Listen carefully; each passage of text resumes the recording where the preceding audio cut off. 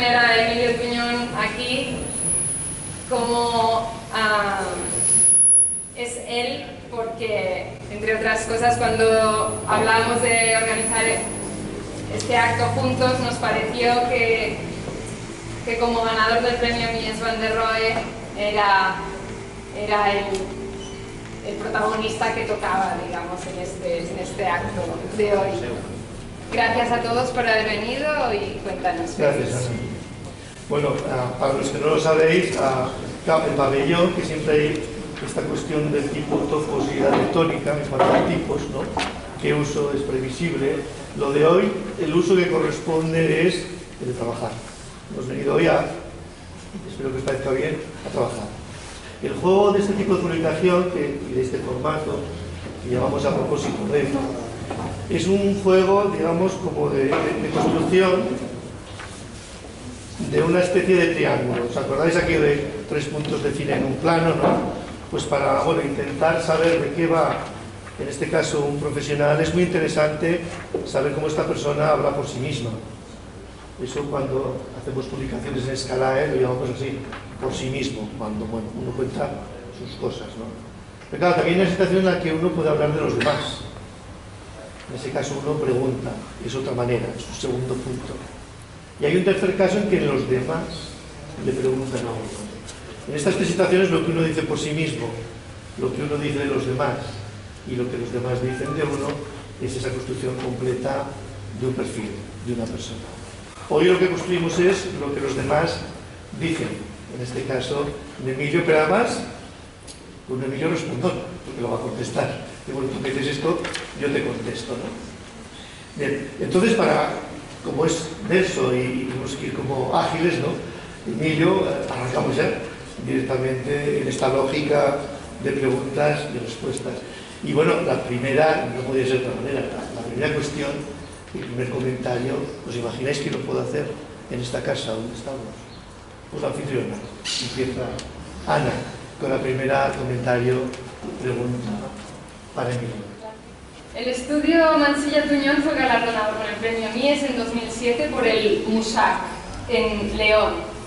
Hasta el día de hoy, sus obras han sido nominadas al premio Mies en 8 ocasiones. El Museo Arqueológico y de Bellas Artes de Zamora en 1996, que fue shortlisted. La piscina cubierta en San Fernando de Henares en 1998, shortlisted. El Museo de Bellas Artes de Castellón en 2001, shortlisted. El Auditorio Ciudad de León en León en 2003, shortlisted. Fundación Pedro Barrié de la Maza en Vigo en 2003. El MUSAC en León en 2007, ganador. El Hotel Atrio en Cáceres en 2015, shortlisted. Y el Museo de las Colecciones Reales en Madrid en 2017.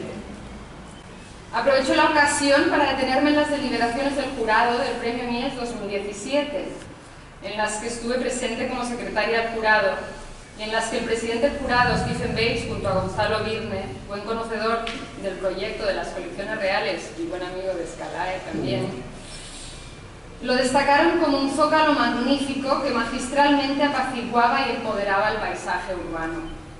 Fue una lástima que el museo no estuviera todavía inaugurado y en uso, porque el jurado no pudo valorar la adecuación de la arquitectura a su función museística. El edificio sigue cerrado.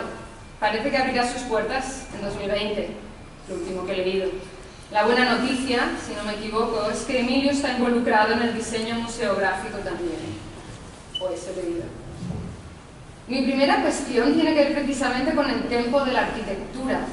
Los proyectos del MUSAC y de las colecciones reales se debieron gestar prácticamente al mismo tiempo, pero se pondrán en servicio con muchos años de diferencia. Cuando un proyecto tarda 20 años en inaugurarse, el arquitecto, supongo, debe obligatoriamente gestionar la evolución de las cuestiones creativas y arquitectónicas que son de interés para sí mismo en 2 momentos vitales muy distintos. La paradoja es que 20 años son muchos a escala humana, pero pocos en la vida de un edificio, que probablemente siga ahí dentro de 200. Y esta sería La primera familia pregunta: Emilio, ¿qué valores de vuestra arquitectura resisten mejor el paso del tiempo a tus ojos? ¿Qué valores han sido, en cambio, hijos de su momento, irrepetibles? Pero tengo una segunda familia de preguntas, que tienen que ver obviamente con el Mossack, espléndido ganador con el Premio de Arquitectura Contemporánea de la Unión Europea, Premio Mies van der Rohe, en 2007. Cito un extracto del acta del jurado, presidido por Ricky Burdett. Podéis leer, por cierto, el acta completa de esta y de todas las actas de las secciones del premio en la página web del premio. Dice: la aparente simplicidad y escala del Mossack, ubicado en el anónimo paisaje periférico de León, esconde una arquitectura de significativa complejidad y profundidad. De nuevo, como ocurrió en las deliberaciones del jurado sobre las colecciones reales, surge una relación indisoluble entre vuestra obra y el paisaje que la contextualiza. A través de vuestra arquitectura habéis sabido contribuir con los cambios de sección, la disgregación de volúmenes, a crear paisajes urbanos mejores en los lugares en que habéis intervenido. A menudo te has enfrentado a emplazamientos en esa denominada anónima periferia urbana, en León, en Castellón, enfrentando además una complejidad programática única: museos en la periferia, un arquetipo arquitectónico nacional que el paso del tiempo ya permite situar como objeto de estudio y reflexión. Aunque estén en las afueras, en barrios feos, impersonales y alejados del centro, hay vida, hay ciudad alrededor de los museos. Una ciudad, además, cercana a sus límites, al campo. Está muy cerca el campo de este museo. Hay personas que llegan caminando hasta estos museos, desde donde sea, cuantos más mejor. Luego están los vecinos que caminan junto al edificio, pero no entran en él, y van a otro sitio. O están simplemente paseando por detrás y no llegan a ver la entrada, ni a atisbar qué ocurre en su interior. Y los que viven enfrente y ven cada mañana su fachada al subir la persiana. Es evidente que en proyectos así habéis tenido que encarar el reto de conjugar las necesidades de opacidad, por seguridad, por preservación, por control ambiental, de cualquier museo, con la tan cacareada y anhelada transparencia e interacción ciudadana y vecinal. Y la pregunta es: ¿a qué conclusiones has llegado? ¿Cómo podemos evitar, desde la arquitectura, el efecto agujero negro o muro ciego para los vecinos en el perímetro a pie de calle alrededor de los grandes equipamientos culturales, administrativos, deportivos, comerciales? Habéis subido todos andando por la calle México y lo habéis sufrido, el detrás del equipamiento de Feria de Barcelona. ¿Cómo incluir a los vecinos en un proyecto de ciudad? Bien, entonces, ahora con Ana hemos visto cómo funciona. Ya tenemos el formato, tenemos la pregunta, valores, muro ciego, pero he dicho que para hacer el triángulo también era interesante saber lo que Emilio cuenta por sí mismo. Con la pregunta en suspenso, sobrevolando, ahora dedicaremos 10 minutos a que Emilio nos cuente, previo y enlazando ya con la respuesta a esta pregunta, en qué está, cuál es su mundo, cómo él se explica a sí mismo. ¿De acuerdo? Y seguimos con la respuesta a la pregunta de Ana. Buenas tardes, Emilio. Bueno, muchas gracias. La verdad es que a Félix le encantan los formatos, ¿no? Yo tengo esto de pensar. Yo a veces hablo con los alumnos y les digo, bueno, hacer arquitectura no deja de ser construir, o sea, construir o formatear la vida, ¿no? Entonces yo entiendo que Félix es un gran arquitecto porque formatea la vida y formatea estos mecanismos, digamos, de comunicación y de participación y de conversación, digamos, una y otra vez, tanto que yo le temo, porque muchas veces te formatea, te explica un formato complejísimo y cuando llegas dices, he pensado que lo voy a cambiar, ¿no? Cosa que me acaba de hacer, que le iba a hablar primero y luego iba a hablar Ana. Entonces, de repente cuando empezó a hablar Ana, yo creía que iba a hacer una introducción, ¿no? Pero la hago ahora, no pasa nada, luego ya no me acordaré de las preguntas de Ana. Claro, los formatos son interesantes. Esto de 5, que es lo que traigo aquí un poco, es un día que estamos Luis Moreno, Mansilla, Luis Rojo y Emilio Tuñón, más o menos en el 93, 94, 1993, 94, montando el circo, ¿no? El circo para nosotros es una cosa bastante interesante porque es una especie de colección de textos, ¿no? Que muchas veces los hemos utilizado fundamentalmente en un momento determinado nos dimos cuenta que, bueno, pues las conversaciones que teníamos, ¿no? En el coche o en el estudio, las conversaciones que teníamos con los alumnos, ¿no? Las conferencias o las clases que dábamos quedaban un poco en el aire y se perdían, ¿no? Y decidimos compilarlas, ¿no? La idea de compilar, ¿no? De recoger las palabras que tienes es un poco lo que es circo. Pero una vez compilados esos textos, se establece una conversación con los alumnos, ¿no? Es un poco lo que hace Félix, lanza unas premisas y hay gente que te contesta, ¿no? Se establece una especie de, o se estableció en su momento una especie de conversación interrumpida en la cual pues, íbamos recibiendo gente que nos iba escribiendo y nos íbamos...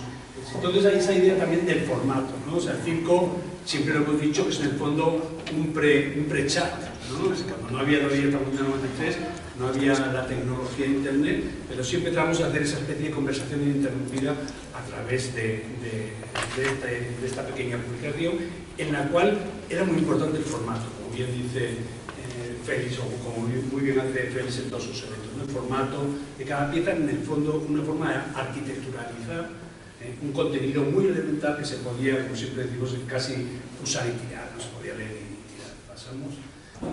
Bueno, la verdad es que desde el 93 hasta el 2012 estuvimos haciendo circo, estuvimos trabajando Mansilla y Tuñón, ¿no? En realidad la historia del circo de Mansilla y Tuñón fundamentalmente en el 2012 pues, sufre una quiebra, ¿no? Le recordaba a Enrique Granel que estábamos aquí en Barcelona, ¿no? Hablando de Enrique Miralles y hablando un poco del libro que se acababa de publicar por Arquia, y Luis hablaba de cómo a Enrique Miralles se le fue el tiempo, se le escapó entre las manos, ¿no? Al día siguiente falleció, ¿no? Entonces yo escribí este pequeño circo que un poco recoge pues esas sensaciones casi de cuando se te va un amigo, se te va una persona que ya no solamente es un amigo, sino que se te va media vida, ¿no? Yo, en el fondo, aquí hay una ruptura en mi vida, en nuestro trabajo, Mansilla y Tuñón desaparece como tal y tenemos que renacer, ¿no? Pasa lo que es la siguiente, en la cual es un texto que escribí yo unos años antes sobre la instalación de Alexis Mitterrand en la Whitechapel, ¿no? Que la verdad es que a mí me interesa mucho esta foto porque se ven como estas piezas, ¿no? Deconstruidas, ¿no? Que casi son como arqueologías de la vida, ¿no? Hay que reconstruir una vez más la vida a través de esas arqueologías, ¿no? Un poco lo que me pregunta Félix, ¿qué habéis hecho desde que ha fallecido Luis? ¿En qué es lo que estáis? ¿Qué es lo que estamos haciendo? ¿No? Pasa. Realmente el estudio, bueno, la primera cosa que hicimos fue acabar el Museo de Colecciones Reales, ¿no? La verdad es que cuando fallece Luis estábamos en la estructura, el edificio estaba imponente en Madrid, de repente frente a un edificio de una cornisa de Madrid hecha en granito, con la catedral, ¿no? Que no era tan bonita como el palacio, ¿no? De Saquet, y hay un momento en el cual pues, todos los amigos, bueno, la obra estuvo parada un año casualmente y luego falleció Luis y en ese año pues, lo aprovechamos para que lo vieran los amigos, lo vieran los estudiantes, ¿no? Y todo el mundo se acercó a echar una ojeada, ¿no? Era una especie de maqueta de hormigón blanco uno a uno, ¿no? Que era increíble, que digamos, en la cornisa de Madrid pues hacía un poco esa visión radical, ¿no? De la arquitectura contemporánea, de repetición o del sistema, puesta al lado de la arquitectura histórica. Y entonces lo que a nosotros lo que me ocurrió en ese momento es que todo el mundo, con los amigos, que para eso tiene a los amigos, pues joder, ¿no? En realidad todos empezaron a decir, Emilio, se ha muerto Luis, te vas a cargar el edificio. El hormigón está perfecto, ¿no? El hormigón no lo puedes poner piedra, me pidió a todo el nariz, no puedes poner piedra. Fue una cosa horrorosa, todos los amigos fastidiándote. Yo estaba realmente hundido y deprimido, al final puse la piedra y casi todos los que me dijeron eso dijeron, pues tenía razón, estaba mejor con la piedra, ¿no? Pero claro, fue un momento de desasosiego, ¿no? Porque tú tienes una herencia, un amigo, un compañero con el que has trabajado muchos años y no puedes romper esa herencia, tener la sensación de que había que establecer esa continuidad. Entonces, bueno, es un edificio que recoge muchas de las obsesiones de la oficina nuestra, ¿no? La idea del paisaje, como se ha dicho, la idea de la construcción frente a lo histórico, la idea de la repetición, ¿no? La idea de la confrontación. Oriol, muchas gracias por venir. Nos alegra mucho verte.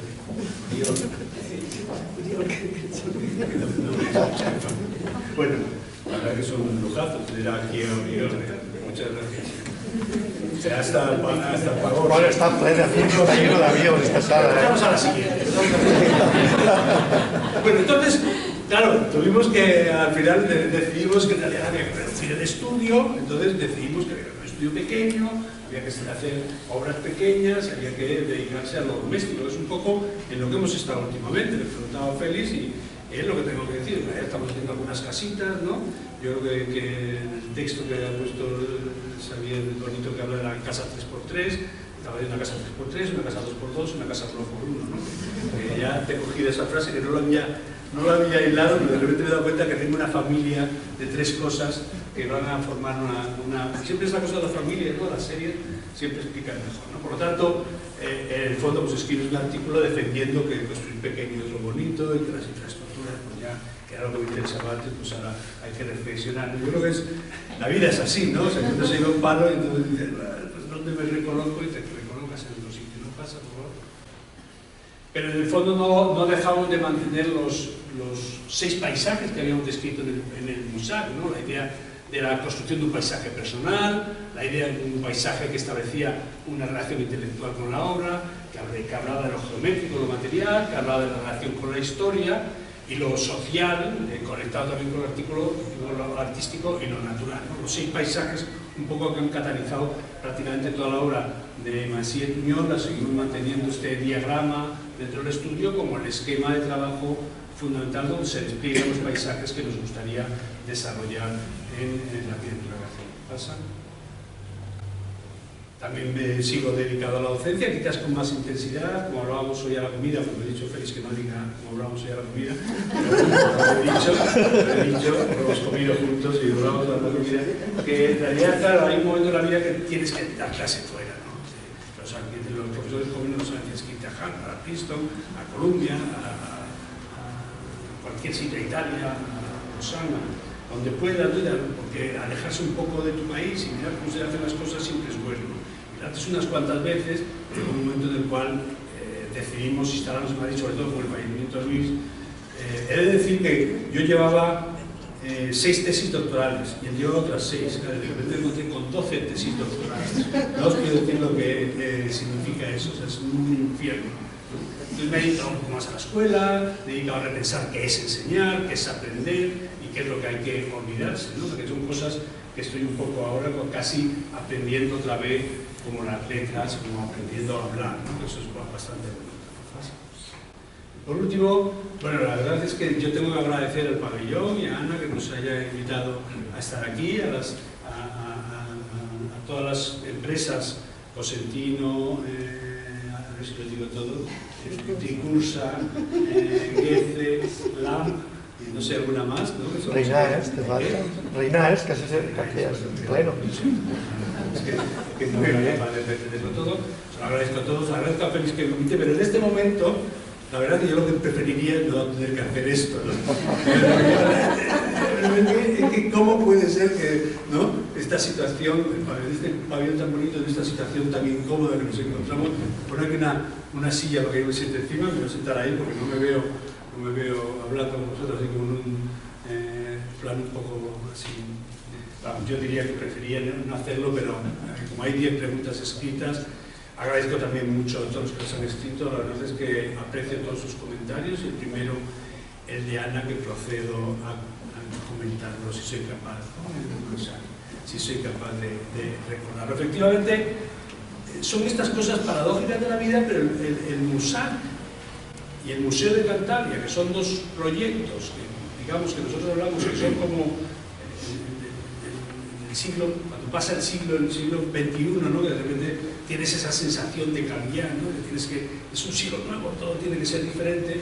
Pues hay un momento en el cual empezamos a pensar en un tipo de mecanismos que nos permitieran trabajar con sistemas de repetición que ya habíamos utilizado anteriormente para construir estructuras más complejas que fueran independientes de un perímetro, es decir, que permitieran establecer relaciones elemento a elemento, así como un sistema de campo, ¿no? Cuadrados, en este caso cuadrados y rombos, para construir un conjunto de leyes geométricas y constructivas que te permita reconocer, existiendo una pieza, qué es lo que ocurre alrededor. Y a su vez eso, sin embargo, no implica una figura perimetral, ¿no? Esa es la investigación en la que nos metimos más o menos a principios del siglo XXI, y sin embargo el Museo de las Colecciones Reales es como el último proyecto del siglo XX, ¿no? En realidad era un proyecto que hablaba de la repetición. Habíamos hecho el Museo de Zamora, habíamos hecho Castellón, habíamos hecho León, el Auditorio de León, en el cual en uno hablábamos de la repetición en planta, en el otro la repetición en sección y en el otro la repetición en fachada, ¿no? De todas las series nos encantaba. Luis y a mí, la verdad que está bien hacer 3 edificios que se es capaz de unirlo, ¿no? Y casi el Museo de Colecciones Reales recogía muchas de esas preocupaciones, tanto de la confrontación de lo nuevo con lo viejo, como con esa idea de compacidad, en cierto sentido, como habla Enrique Granel, o también digamos, completar una estructura existente a través de la repetición. Entonces es sorprendente que coinciden en el tiempo las dos cosas, ¿no? A mí me parece interesante, siempre lo he visto, que luego hablaremos un poco de ello con la pregunta de Enrique, más precisa sobre este asunto, pero efectivamente son obras que son simultáneas, ¿no? En realidad el MUSAC y Colecciones Reales nada tiene que ver, son cosas diferentes. Digamos, el Colecciones Reales es un museo de una colección existente, cerrada ya. Quizás la última pieza que se ha incorporado, y además no con mucho éxito, es un cuadro de Antonio López de la familia Real.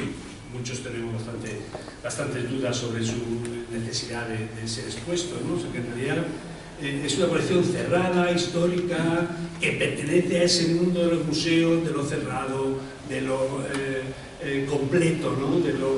De la obra indiscutible, ¿no? La obra universalmente indiscutible, ¿no? Y el MUSAC quizás entre los primeros centros de arte, que es como querían que le llamaran, no tanto museo, aunque la palabra MUSAC enseguida tiene esa ambigüedad.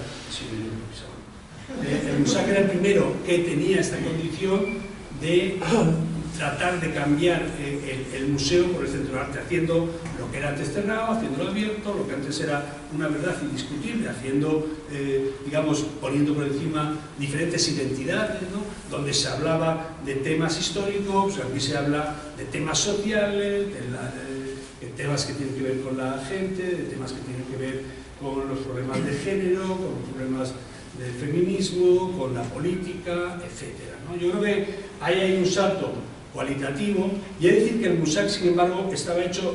Esto es interesante porque tiene que ver con un poco la pregunta que dice. El MUSAC estaba pensado de una manera, digamos, para una colección que se iba a donar, pero durante la construcción aparecieron, y en una colección, por eso tenía en cierto sentido unas cuestiones de opacidad más ligadas a una arquitectura de colección permanente, ¿no? Que iban a poner la colección de cada hardware.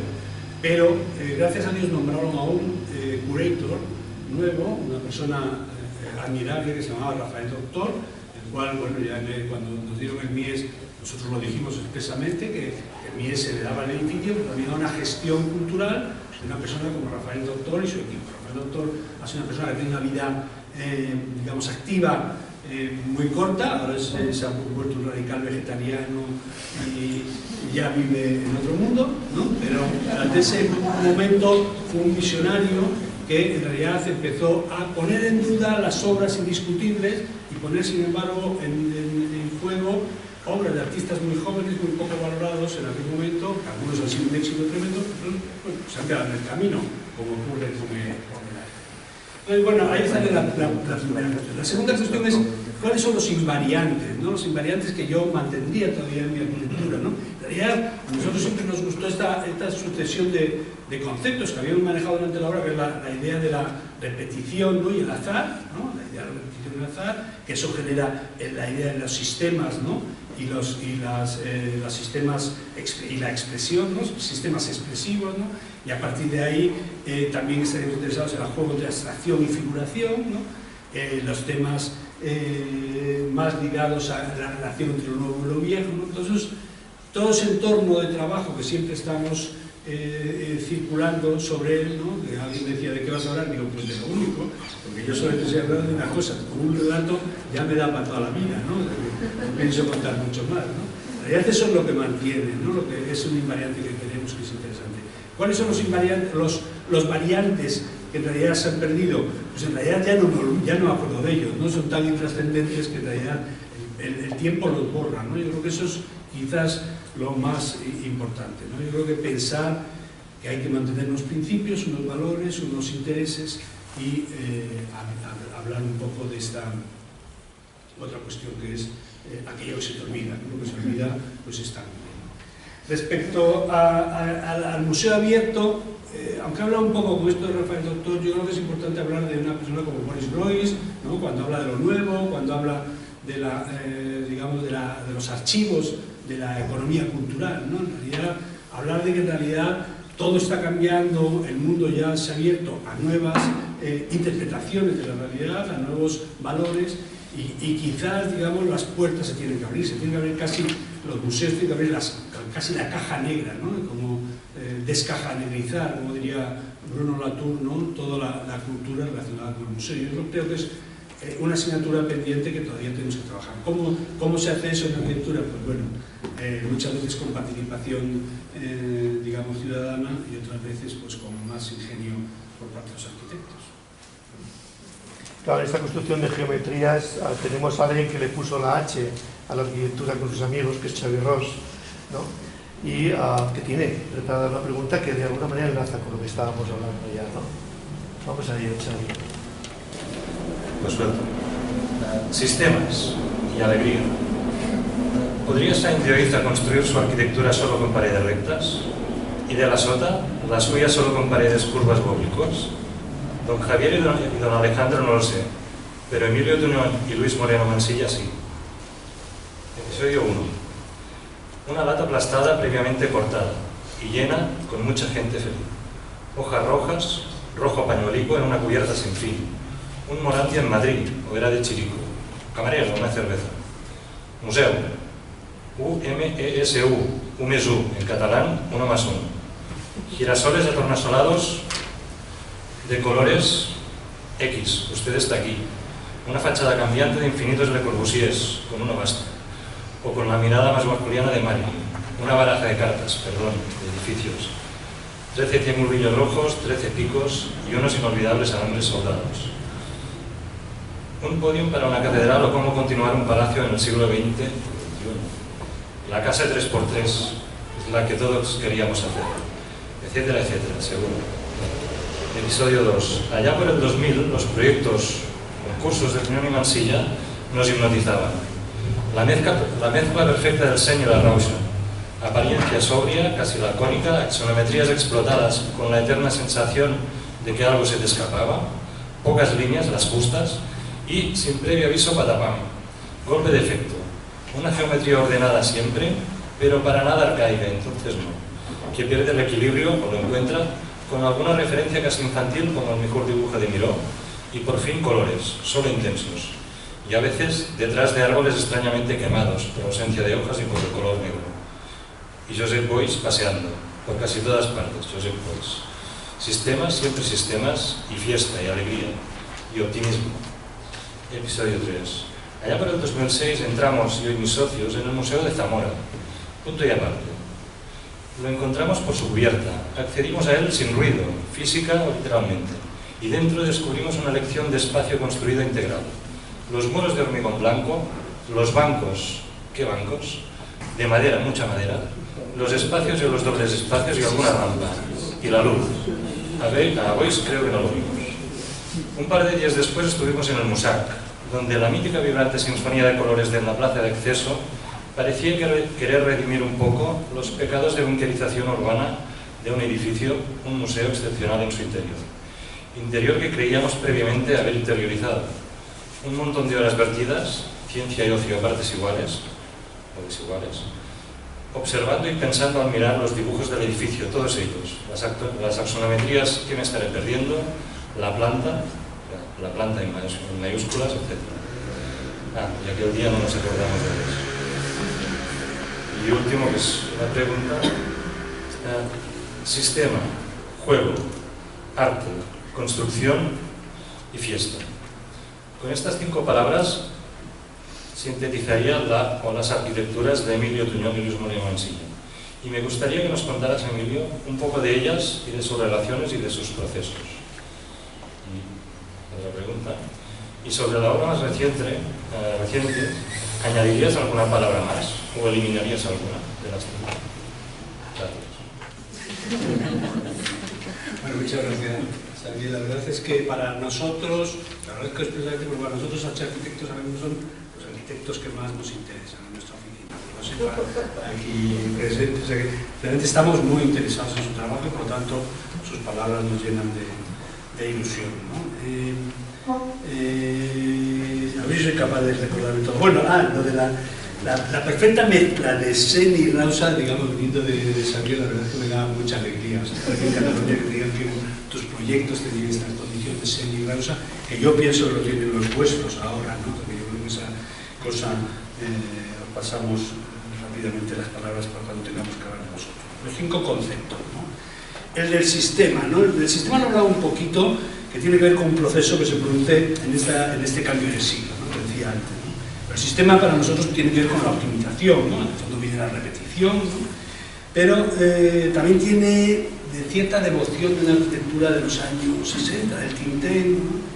De Aldo Van-Eyck, de los estructuralistas, ¿no? También de Jacobsen, en cierto sentido, en las escuelas más, ¿no? También tiene que ver con Alison y Peter Smithson, ¿no? Mezclado con una obsesión por las reglas, por ser capaz de encontrar un sistema, un juego de reglas que sea capaz de organizar o evitar las decisiones. La verdad es que este es un dibujo que me encanta que lo haya cogido, porque es un dibujo que es un croquis que habla de las dimensiones de los vidrios, ¿no? Una vez establecido el sistema, una vez establecido el perímetro, o decidido cuál es el recorte de perímetro que nos venía bien, como los muros tienen grosores y en función de los ejes se van produciendo desplazamientos, en realidad todas las caras de los cuadrados y los rombos, que abstractamente deberían ser iguales, son desiguales, ¿no? Y por lo tanto todas las dimensiones podrían variar. Entonces en el entorno de 1 metro pues, podríamos coger 11 piezas de 99, 12 piezas de 90 o 13 de 84. En realidad es un dibujo que todo el mundo nos pregunta qué es, y es un dibujo muy sistemático, ¿no? Entonces, dado el sistema abstracto geométrico y constructivo y dado el perímetro, cómo resolver los problemas de la fachada. En cuanto al juego, claro, el juego de reglas enseguida te lleva, si le aplicas un poco de ironía o si le aplicas un poco de un cierto sentido del humor, que vendría probablemente de Venturi o de alguna de esas lecturas que nos interesaba en algún momento, ¿no? Nos sale esta idea de jugar con la arquitectura, tratar de que este sistema se acabe convirtiendo en una especie de juego, ¿no? Nosotros siempre citamos el sentido del humor de los artistas Fluxus, ¿no? O sea, de Joseph Beuys, por ejemplo, o de Wolf Bostrom, ¿no? que vivió aquí en Extremadura muchos años, ¿no? Y que yo recuerdo cuando entré en 1975 en la escuela, no lo he contado muchas veces, no lo he contado creo que nunca, a lo mejor algún alumno, realmente llegas con 15, 16 años que se llegaba a la escuela, que éramos muy pequeños, muy jóvenes, y entré en el Museo de Arte Contemporáneo esperando ver obras internacionalmente, universalmente reconocidas o identificables. Y me encontré a un loco que estaba repartiendo pan y rompiendo platos, que era Wolf Bostrom, ¿no? Una performance bestial. Me vi inmerso en aquel, todavía lo recuerdo como una cosa de una excitación, ¿no? Increíble, ¿no? Eso yo creo que toda esta idea del juego viene de esa cosa, quizás de ese momento de Bostrom. Y claro, si hablamos de Beuys y de Bostrom y de los fluxos, enseguida nos vamos al arte, ¿no? Nos gusta toda esa contaminación de los artistas fluxus, ¿no? Y nos gusta, cuando poníamos Joseph Beuys en las imágenes, que mucha gente nos machaca, y fueron en realidad pocos años, fueron 3 o 4 años. Lo que pasa es que tenía una imagen tan pregnante. Recuerdo que en algunos concursos que en esa época ganábamos, ahora ya no ganamos nada, pero en aquella época ganábamos concursos, algunos amigos y compañeros ponían el Beuys para ver si les daba suerte o para ver si parecía que era más una cosa graciosa. Pero claro, en realidad nosotros poníamos el Beuys por esta cosa por los dos conceptos que lo utilizaba, el concepto de arte empleado, ¿no? Es decir, toda persona puede ser un artista, toda persona es un artista, Es decir, si lo trasladamos a la arquitectura, todo el mundo puede saber de arquitectura, todo el mundo es arquitecto, no tiene que ver con la docencia, ¿no? ¿Cuántas veces estamos hartos de llegar a la escuela? No, es que está hablando muy malo, no, el que está muy malo será el profesor, que no ha sido capaz de convencer a ese alumno o de explicarle cómo es la arquitectura, porque todo el mundo puede llegar a ser arquitecto, no nos creamos que somos especiales. Y a su vez, el segundo principio de Joseph Beuys, que yo creo que es interesante, que es la práctica social. Él dice que si todo el mundo es un artista y aplicáramos nuestra vida, la construyéramos como si fuera una obra de arte, seríamos capaces de cambiar el mundo. Bueno, en cierto sentido idealista y también así un poco docente, a los alumnos les decimos que si tú consigues que todo el mundo sea arquitecto y realmente ponemos todo el empeño en que las cosas están bien, pues iremos mejorando poco a poco las ciudades, las viviendas, los entornos. Esas son un poco, digamos, las dos cuestiones por las que yo hablaba de arte. La construcción, en el fondo, es más trivial. ¿Por qué nos interesa la construcción? Pues al final es lo que hacemos. O sea, yo creo que el arquitecto realmente lo que es un constructor, ¿no? Es un constructor que tiene que ver con el tiempo, ¿no? Cómo organizar los materiales en el tiempo, ¿no? Y es la otra, precisamente para mí es la otra cara de la moneda del arte, ¿no? Porque la pregunta que a veces nos hacemos es: ¿puede la arquitectura ser considerada arte? Es decir, yo creo que podemos coger cosas del arte, pero en realidad la arquitectura yo creo que no es un arte, creo que es otra cosa, podríamos hablar de ello. Pero sin embargo hay un libro muy bonito de Anton Capitel que llama, él también dice que la arquitectura no es un arte, pero dice, el libro se llama La arquitectura como arte mediado, es decir, tiene que ver con un arte porque tiene una condición creativa, una artesanía, pero en el fondo está mediado por las constricciones que vienen dadas por el cliente, que vienen dadas por el lugar, que vienen dadas por la normativa, que vienen dadas por la tecnología, etc. Yo creo que ese libro de Anton Capitel yo lo recomiendo porque es un libro fantástico. La fiesta, me pregunta, pues está ligada a la juventud, ¿no? El juego, el sentido del humor, la alegría, el optimismo nos llevaba a la fiesta, pero quizás, digamos, la fiesta se acabó, ¿no? Después de estos años de crisis, sobre todo después del fallecimiento de Luis, en nuestro caso, nosotros la fiesta se acabó, y si tengo que quitar, una de las palabras que quitaría sería esa. Y efectivamente, tú lo sugieres en tu texto, que no lo has leído por educación para el rechace, efectivamente, arcaicos quizás sería la palabra que definiría un poco una parte de nuestro trabajo ahora mismo, ¿no? Que tiene que ver con la autolimitación, con la condición de lo primitivo, con una reflexión sobre la construcción, sobre el uso del hormigón quizás más rudo de lo que usábamos, y con un cierto rechazo a la arquitectura corporativa y a la arquitectura comercial. No tenemos nada contra ella, pero no nos apetece hacerla ahora mismo. O sea, realmente preferimos volver a una arquitectura más conceptual, más material y evitar condiciones pues, más formalistas. Y con esto muchas gracias. ¿Sí? ¿Te vale la respuesta, Xavi? Sí. Muy bien. Bueno, aquí, fuera de fiesta, espero que volvamos a la fiesta al final, pero fuera de fiesta nos situamos también fuera de tiempo, y qué mejor para, ¿no?, elaborar en una situación fuera de tiempo que Enrique Granell, que nos ilustrará con su pregunta y su imagen. Antes de leer el texto, tengo que hacer una aclaración. Lo que voy a leer ahora no depende de la medida, porque de hecho ha nacido de una idea pendular, como empieza a decir el texto, entre lo que era el tesoro de Rabalder, muy al principio, y la última cajita en Toledo, que es yo lo último que he visto. Por tanto, creo que esta discusión, aunque a veces parezca que pueda ir de medida, no va de medida, ¿no? Dice, en la obra de Mansilla Tuñón parece existir un péndulo conceptual que oscila entre la compacidad y la disgregación. En algunos proyectos, la pelea de los arquitectos consistía en comprimir el programa hasta conseguir instalarlo en un volumen ceñido. En otros, en cambio, parecía haber ocurrido lo contrario. Parecía que los arquitectos hubiesen alentado a las diferentes partes del programa a disgregarse y a independizarse hasta lo imposible, hasta el instante anterior a la desmembración. Si observamos más profundamente ambos tipos de proyectos, veremos en cambio que tanto los unos como los otros han nacido como conjuntos de piezas de un mecano, de un constructo capaz de ser montado como lo ha sido o de otra manera distinta. La elección ha dependido de las situaciones geográficas, de orientación, de acceso, de despliegue y de ocupación del terreno concretas en cada uno de los proyectos. La composición por partes no es algo nuevo en la historia de la arquitectura. Desde el método Beaux-Arts hasta los concursos de Ginebra y Moscú de Le Corbusier, pasando por la Bauhaus de Walter Gropius, es el camino que recorrió el racionalismo internacional. Pero a la larga, esa manera de operar ha alterado la manera de pensar globalmente la arquitectura.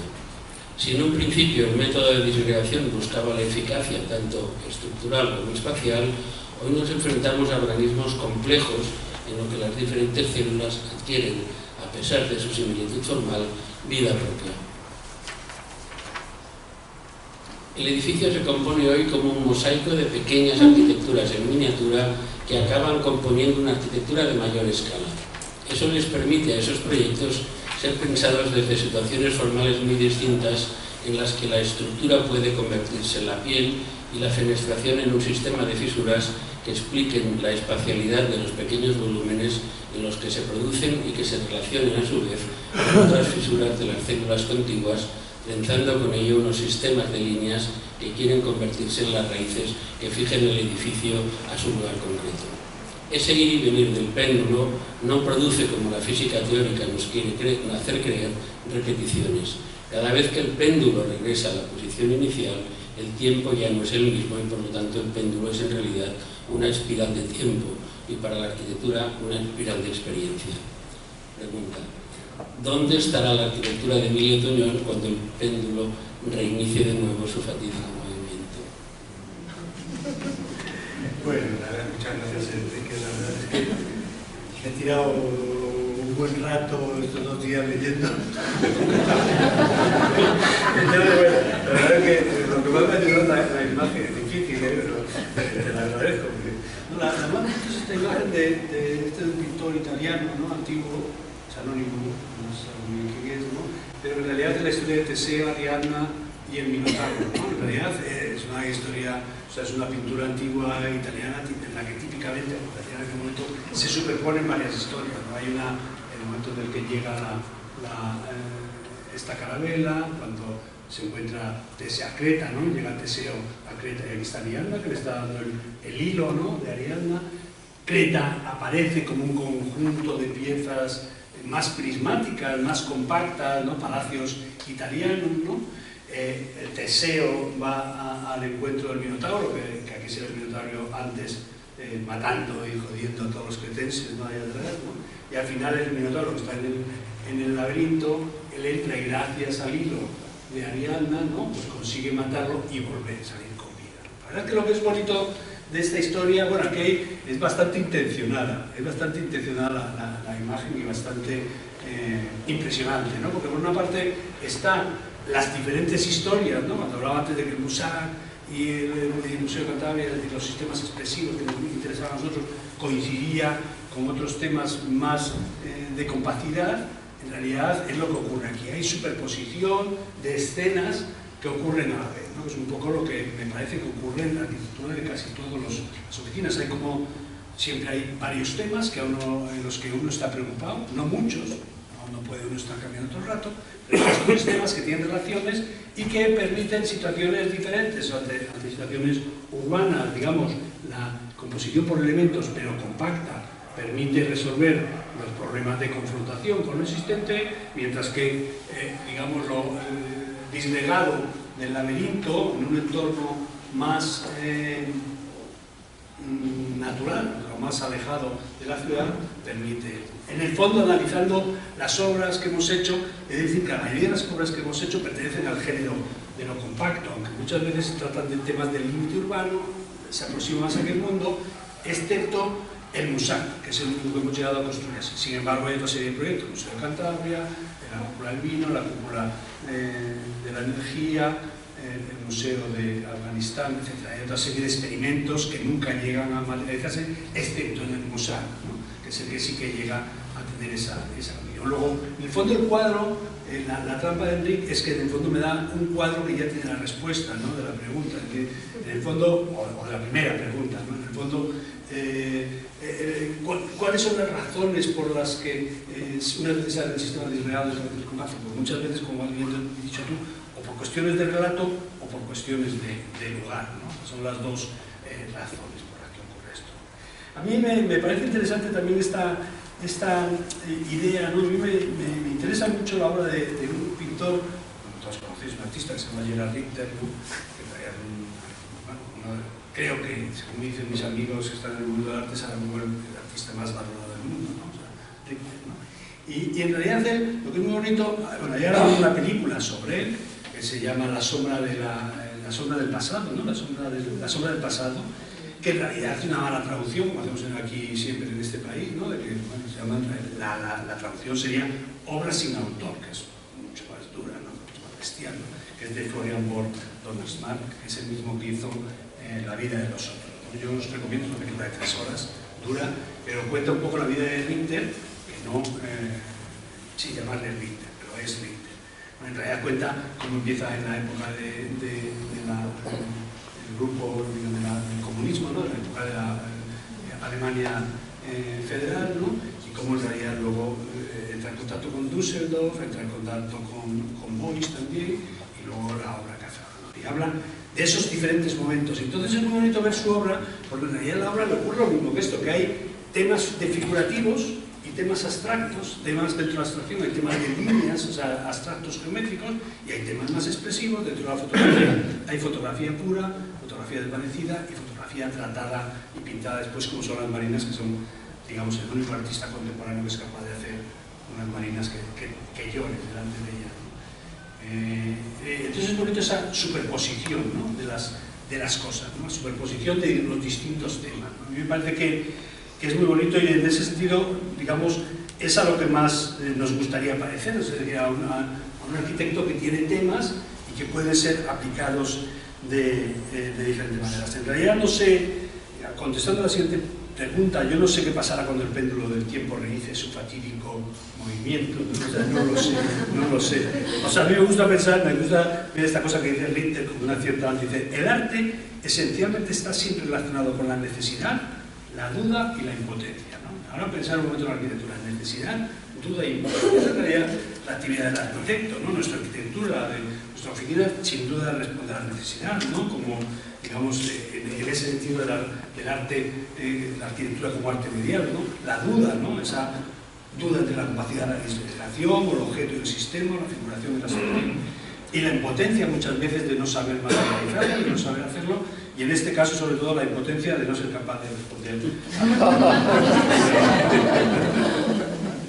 Bueno, tenemos ahora, donde había un péndulo, tenemos ya 3, ¿no? Necesidad, duda, impotencia, en una situación en que las cosas se nos van, has dicho, superponiendo o quizá desvaneciendo.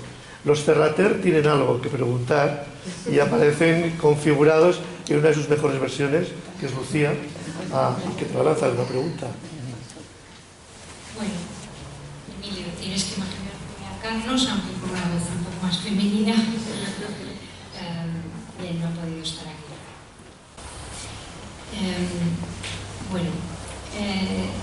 Carlos dice que cree que la obra de Emilio y de Luis y la tuya, la idea de la materialidad está implícita desde el inicio del proceso y la concepción proyectual. La confianza en el material y entendiendo la materialidad en la arquitectura como la componente que nos aproxima a los aspectos sensitivos o sensoriales de la obra, será lo que nos conduzca a generar emoción en el espacio arquitectónico. En la obra, en vuestra obra y en tu obra, se da con frecuencia el binomio tectonicidad-evanescencia como conceptos subyacentes a la concepción proyectual.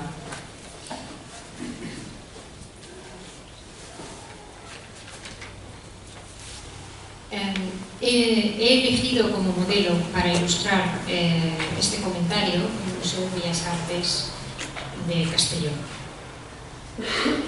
con su sección escalonada y en el que se vincula el material que lo construye con el contexto urbano. La formalización de las fachadas con toda una familia de paneles estriados, moldeados, celosías moldeadas, en fundición de aluminio. Juega con la luz y la sombra, pero sustancialmente nos habla de la contradicción entre lo tectónico y lo evanescente.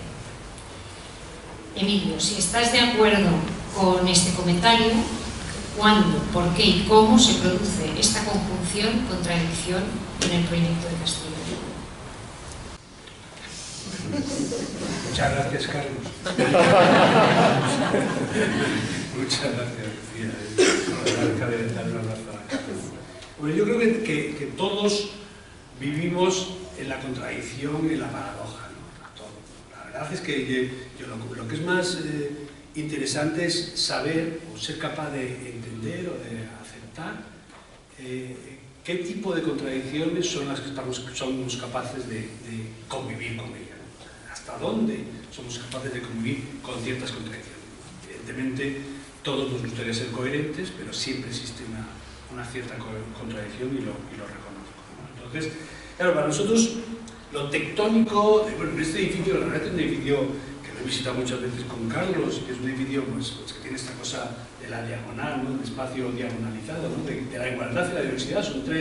Son 4 museos apilados en los cuales cada uno tiene el mismo espacio, se produce una doble altura, ¿no? En realidad lo que va a hacer la doble altura, al irse desplazando todas las plantas, todos los museos son iguales al de que está apilado encima, pero diferentes, porque el vacío se va desplazando. Esa idea de igualdad y diversidad en sección, ¿no? Que en realidad es muy tectónico en su construcción interior, es casi, digamos, una construcción de niño en cierto sentido, y sin embargo tiene esta condición más evanescente, como bien dice Carlos y Lucía, ¿no? Con la construcción de las piezas de fundición y más que nada con las lamas de fundición de aluminio, ¿no? Que permiten esos huecos, permiten esas vibraciones que se producen con la luz, ¿no? Lo tectónico siempre tiene esa condición mesurable y por otra parte convencional, ¿no? Convencional en el sentido de las técnicas que son convencionales, ¿no? Una sintaxis convencional. Mientras que lo evanescente tiene que ver con lo incontable, con lo no mesurable, pero no existen convenciones, ¿no? Yo creo que eso es importante. Por lo tanto, entre mesurable y no mesurable, convenciones, no convenciones, ¿no? Es quizás donde se mueve este trabajo. Me gusta mucho, cuando hablamos de arquitectura, me gusta mucho citar a la definición de Paul Valéry de la poesía, ¿no? La poesía se produce como una oscilación permanente de sonido y sentido, ¿no? Siempre digo que la arquitectura se produce como una oscilación permanente de sonido y sentido, de técnica y arte, de tectónica y evanescencia, ¿no? En este caso. Esas son las contradicciones que estamos dispuestos a aceptar en este proyecto. Muchas gracias. Bueno, con la ayuda de Olga Felipe, ¿no? Nos situaremos en este caso en un plano en el que el tiempo sigue presente, pero quizá en una traza como vertical. Vamos a ver qué geometría nos ofrece ese comentario. Sobre el tempo y el tiempo. Circo se abre ilustrando el circo de Kahler, donde distintos personajes se balancean sobre un hilo tensado. Entre ellos hay igualdad, una técnica común, una gravedad, unos contrapesos, un movimiento. Y a la vez hay diferencia. Cada uno es único y particular, con sus rasgos, su geometría, su proporción y su peso. Las 3 obras que aparecen en este fotomontaje, que he improvisado, a modo de personajes o más bien equilibristas, nos hablan sobre el tiempo, pero cada uno meciéndose en su tema. Colecciones reales escribe sobre lo ya escrito, es arquitectura, es ciudad y a la vez es mensaje. Casa en Cáceres escribe sobre lo cotidiano, ordenando los rituales del aguilar y las pequeñas cosas del día a día. Y Gastropavillo escribe palabras en el viento, un sistema abierto y flexible sin el peso de la permanencia. Orden, repetición, geometría, sistema y precisión, que, como decía ese primer número publicado de Circo, cuando el dedo roza con cierta fe lo inerte, entonces ocurre la sorpresa. Esa magia deseada. Las piezas cobran vida y cada una danza su baile. Y todo esto ocurre sobre un frágil hilo tensado, ese primer elemento necesario, el sustento y también los fundamentos. Ante este escenario, uno se pregunta, ¿cómo se trata ese hilo que a la vez vibra cuando las piezas bailan? ¿Y es Circo, en cierta parte, quien ayuda a tejer ese hilo? ¿Es el tiempo una de esas cuestiones fundamentales? En cuanto a los 3 equilibristas, Colecciones, Cáceres y Gastropavillo, ante estos 3 sistemas constructivos distintos, ¿podría ser la técnica y la herencia del buen oficio la base de su igualdad y su coherencia? Muchas gracias, compañera de concursos. Ahora que hacemos concursos juntos y nos gusta mucho hablar con gente por aquí. Está por ahí, está por aquí. Ahí detrás. Está bastante por ahí, pero muy bien.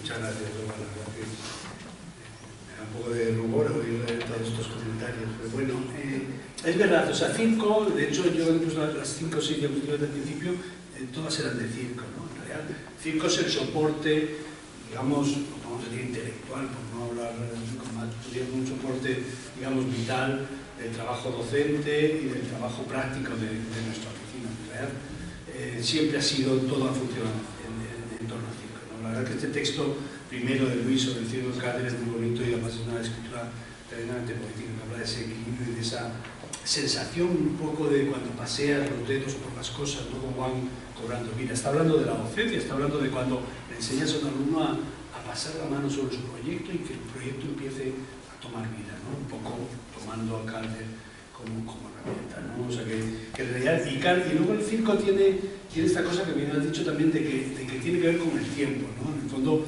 son tantos años, tantos artículos, tantos intercambios, tantas cosas, ¿no? Te vas dando cuenta cómo tus pensamientos o tus intereses han ido cambiando a través del circo o al revés. Ha sido el circo el que te ha cambiado o tú eres el que has cambiado al circo, ¿no? Que es lo más... Bueno, si lo decíamos nosotros, ¿no? Lo bonito que tiene circo es esta condición de la visión, que cuando uno mira mucho las cosas no cambian, pero uno sí, ¿no? O sea, eso es lo más hermoso, ¿no? Mirar la arquitectura que te gusta, ¿no? Dices, pues no, puede bajar de realidad, sí, pero en el fondo el análisis, la visión proyectada sobre la realidad te acaba cambiando a ti mismo, ¿no? Eso es bastante hermoso. Estos 3 edificios, me gusta mucho que los hayas puesto juntos, ¿no? Que efectivamente, aunque no son estrictamente de igualdad y diversidad o de repetición, en el fondo siguen un poco con esa idea, ¿no? Digamos que tenemos nosotros también una línea de trabajo en la cual habla más de cómo edificios que tienen programas complejos, en ciertos sentidos, se pueden unificar a través de la materialización de la fachada, ¿no? Quizás, de hecho, hemos ensayado con nosotros del aparcamiento, ¿no? ¿no? Que es tan complejo, ¿no? De forma y que en el fondo el sistema de repetición que se utiliza en colecciones reales, además está muy bien elegida la foto, tiene esa condición de abstracción, ¿no? Elementos pilares que se repiten uno tras otro y que todos son iguales pero a veces un poco diferentes por su situación en la sala, pero que sin embargo esa abstracción que se produce en el sistema repetitivo, ¿no? Que es consciente de que establece vínculos con lo existente, con el Palacio Real, con la verticalidad del Palacio Real, pero sin embargo, digamos, tiene una condición de repetición un ritmo más acelerado que permite ubicarlo en otro momento que no en el del neoclasicismo del Palacio Real. Pero claro, esa abstracción, cuando llega a la confrontación o a la unión con lo existente, es cuando se producen los elementos más figurativos, en este caso la rampa, ¿no? Que habla un poco de la construcción de la ciudad en Madrid. Como sabéis, en Madrid, que era un villorrio, ¿no? Un villorrio que además tenía una ley, cuando se estableció allí la capital, había una ley, una ley que decía que las casas de 2 plantas, las de arriba, no eran la corte. Entonces, como los madrileños son muy pillos, lo hicieron todo casas de una planta, ¿no? No había casas de 2 plantas, ¿no? Entonces, era un villorrio de casas de una planta, era un desastre, ¿no? Y cuando Villanueva le dice que lo tiene que sanear y tal, en realidad decide que no va a cambiar calles, no va a cortar, ¿no? Sino que va a establecer un sistema de materiales que son un basamento de granito, un ladrillo en la pared y luego los marcos con piedra de caliza de Corbenal. Pero cuando llega al Palacio Real se produce una inversión, el granito está arriba y el ladrillo está abajo, por una cuestión muy tonta que es que en realidad es el zócalo del ladrillo. Y eso produce esa situación que vemos aquí, ¿no? Es un sistema de repetición de pilares abstracto, que sin embargo cuando se une con los elementos produce cierta figuración y que en algunos momentos conecta un poco con digamos, con la iconografía material del casco histórico. El casco histórico es un caso muy diferente porque en realidad es un edificio temporal. Eso no lo hemos explicado porque todo el mundo se sorprende cuando decimos en realidad es un edificio que se construyó en 6 meses y tiene una duración de 2 años. Ya llevan 2 años construyendo, no han desmontado. La idea es desmontarlo porque está en la Universidad de Zúrich, en la ETH, es una plataforma casi como una construcción de un campamento romano, ¿no? Organizada por un cardo y decumano, y al final del cardo se ve el paisaje y entonces ahí había un pequeño solar donde se construirá en el futuro una nueva facultad y que se pone este pequeño restaurante que es supuestamente un poquito de mayor calidad para variar o diversificar la oferta. Entonces es un edificio desmontable, por eso es un edificio todo prefabricado de piezas de madera. Y toda la fachada está prefabricada con acero galvanizado. O sea, ya todo se va a desmontar. Entonces es un sistema que la repetición viene dada por la optimización material, ¿no? La optimización de esos eventos que tienen que ser desmontados. Sin embargo, la casa, que es, digamos, un poco, bueno, agradezco mucho saber esa cosa del 3x3, porque me ha parecido fenomenal ese concepto, ¿no? En realidad es una casa que nosotros decimos que habla de 9 cubos de 4x4, en realidad son todos iguales, pero todos son diferentes, ¿no? Sirven unos de dormitorio, otros de patio, otros de cuarto de estar, otros de cocina, ¿no? En realidad tiene una cosa curiosa que se funciona por fuera, ¿no? A su vez esos 9 cubos producen 12 ventanas que son iguales todas, pero son diferentes porque miran a diferentes sitios y tienen diferente orientación. Por lo tanto, es una cosa de la igualdad y la diversidad, y esa cosa de la repetición de los elementos. Pero a mí lo que me gusta de esta casa es, digamos, esa que tiene también que ver con la repetición, en este caso con la simetría, es lo que nosotros llamamos, que tiene una cierta simetría irónica, ¿no? Con Cáceres. ¿Por qué? Porque esto está colocado en un alto sobre Cáceres. Cuando nosotros hicimos Atrio, quisimos hacer un edificio moderno, de piedra, blanco, tal, y bueno, nos colgaron los lugares, ¿no? 12.000 personas en una ciudad de 100.000 personas, 12.000 personas firmaron contra el museo, pero por escrito, en papel. 12.000 personas es el 100%, porque si quitamos las personas mayores que no podía firmar. Todo Cáceres estaba contra nuestro edificio, ¿no? Un éxito total, pleno, ¿no?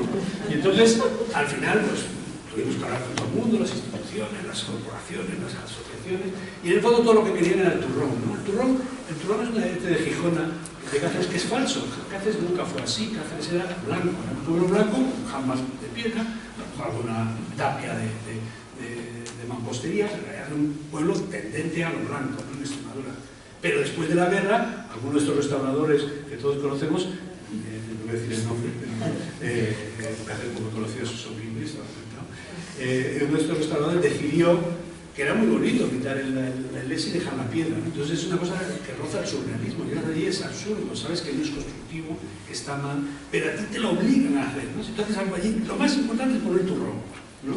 Y entonces, cuando nos fuimos a la urbanización, que no teníamos que poner turrón, ni teníamos que poner jambas de granito, decimos, pues ahora todo como si estuviéramos en el casco histórico. Granito, turrón, tal. Entonces todo el mundo me venía y decía, oye, pero vosotros no queríais hacer arquitectura blanca en el casco. Bueno, sí, entonces hay esa especie de broma con el edificio que yo creo que es gracioso. Hay otra anécdota graciosa, y es que el único problema que tiene este edificio, el cliente, el único problema que nos dijo es: yo quiero una casa que cuando esté dentro diga, ¡joder, qué bonito lo de fuera, bueno, para afuera!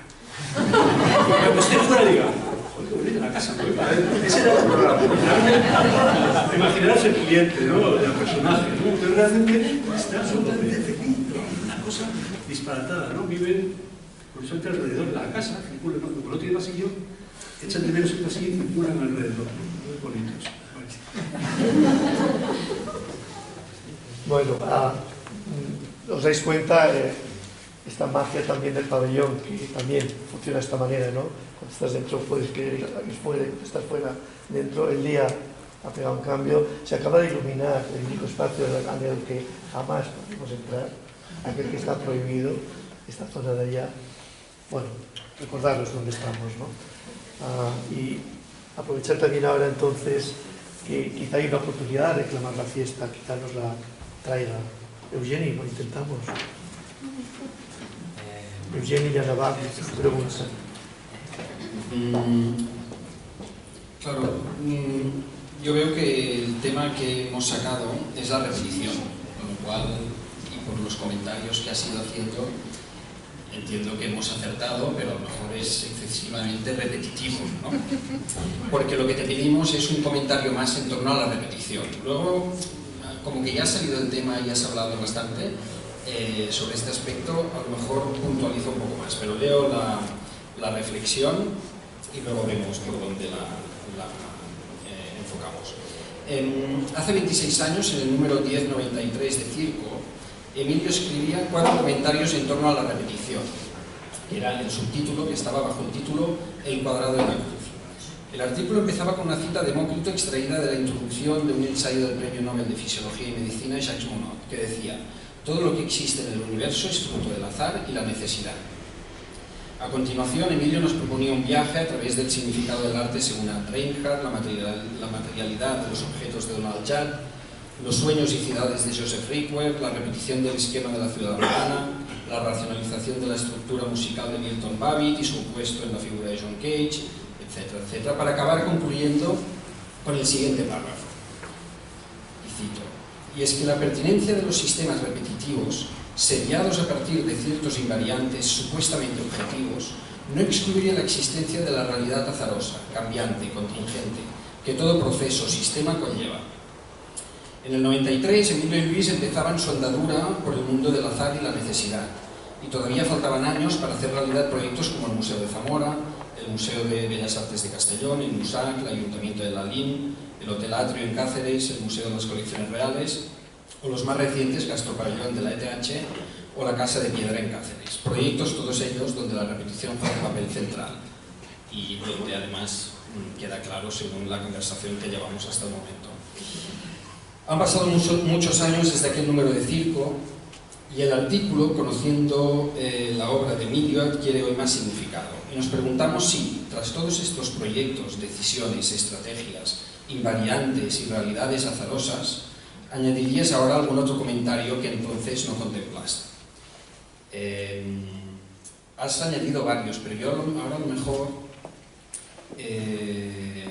no sé si has dicho ahora justo antes de acabar una cosa que decías que las cosas no cambian, pero en cambio nuestra visión sobre las cosas con el tiempo va cambiando. La repetición ha sido una invariante en tus obras, pero a lo mejor la manera de mirar a la repetición ha cambiado durante todo este tiempo. La experiencia de trabajar tanto con ella ha añadido o ha quitado algo que en la reflexión del 93 tenías clara y ahora a lo mejor no. Bueno, la verdad es que ese número 9 de Circo de 1923, por lo menos para mí fue un escrito bastante importante porque yo trabajaba como Moneo, había acabado la carrera. Primero trabajé en el Ministerio de Cultura un año como funcionario, luego trabajé 2 años en el Ministerio de las Públicas, me dediqué a la restauración, estuve haciendo restauración, intervención en el patrimonio, parecía que era interesante. Y luego pensé que tenía que trabajar con Rafael Moneo, me puse a trabajar con Rafael Moneo, trabajé 10 años con él, me quedé esclavizado. Cuando ya me conseguí liberar, que era 1992, ¿no? Te ríes de esclavizado, pero tú sabes, o sea, que en 1992 pues escribí ese texto, ¿no? Que era el texto, en realidad era muy importante para mí porque decir, esto es lo que yo pienso, ¿no? Esto es lo que yo pienso. Y entonces, bueno, yo creo que lo de se va a citar en concreto es bestial, ¿no? O sea, todo lo que existe en ese verso es fruto de la falta de necesidad, no lo piensa y bueno, o sea, es que es una frase, ¿no? Permanecerá por los siglos, ¿no? Es que es bestial, ¿no? O sea, yo creo que, y el texto mío, pues, el texto importante para mí, pero no tan importante como esa frase que yo creo que está muy bien. Sin embargo, cuando yo acabé el texto, bueno, mandamos a los amigos y le llegó a Rafael Moneo. Y entonces, Rafael Moneo, no sé por qué, bueno, estaba saliendo del estudio, pues algunas cositas tenía que ajustar, y entonces me dijo, Emilio, ¿se entiende? Tu circo se entiende perfectamente bien. Perfectamente bien. Entonces, como yo ya le conocía 10 años con él, en realidad fue muy gracioso, porque cuando tú estabas trabajando allí en Tabita para el niño, así muy en alto, pero sabes lo que son los alumnos, yo tengo 2 hernias,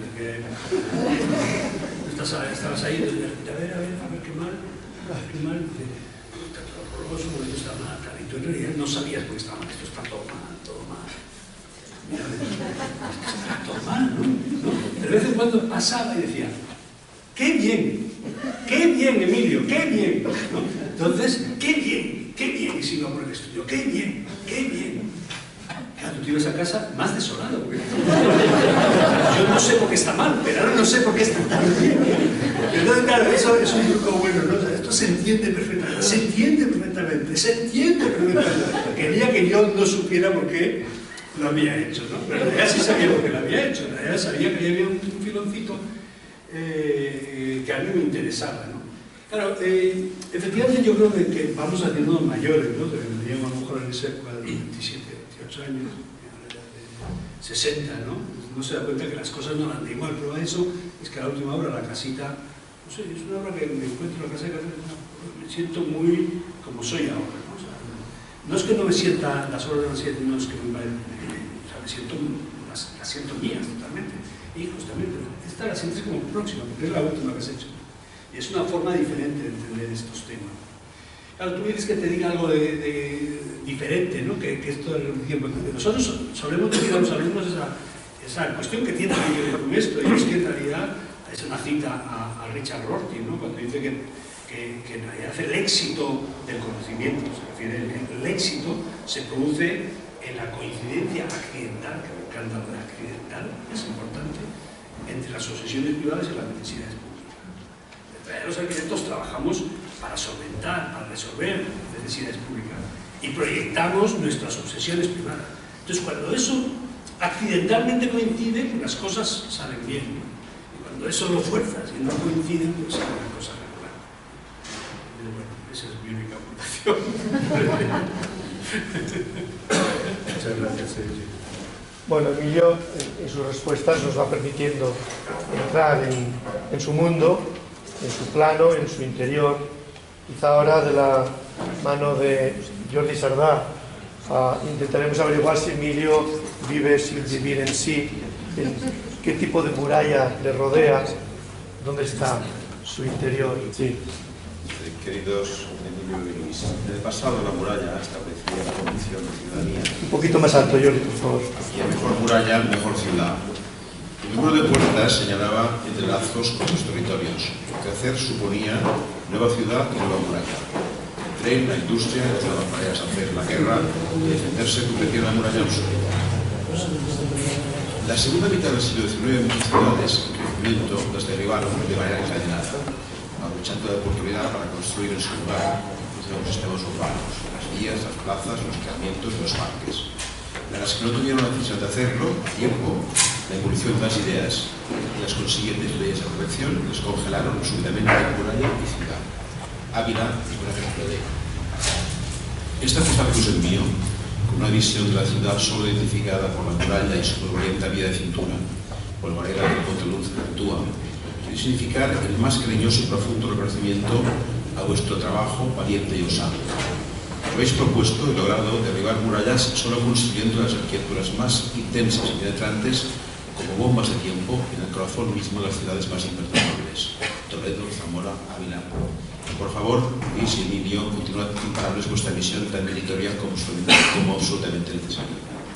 Ese texto, escrito hace casi 10 años, aparece junto a otros 30 en el capítulo entre las comparadas de mi tesis doctoral sobre imágenes de la tarjeta postal vehículo del conocimiento urbano. Emilio, ahora te agradezco mucho haberme hecho caso y haber llevado tu ímpetu a las informadas periferias de Galín, de León, de Castellón, o de nuevo a los centros de Vigo, Cáceres, llegando incluso al centro de Málaga. Creo que el reto en tu impuesto está completamente conseguido. Tus museos, huyendo de todo manierismo, se hermanan en su empeño, método y acierto, de tal modo que hoy se han convertido ellos mismos en monumentos imprescindibles a ciudades que los atesoran. Continúa, por favor.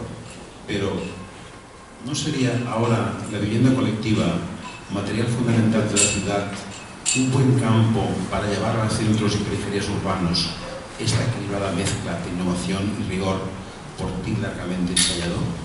¿Cuáles serían, si esto fuese así, los retos que este nuevo tema, la vivienda colectiva, supondría para ti?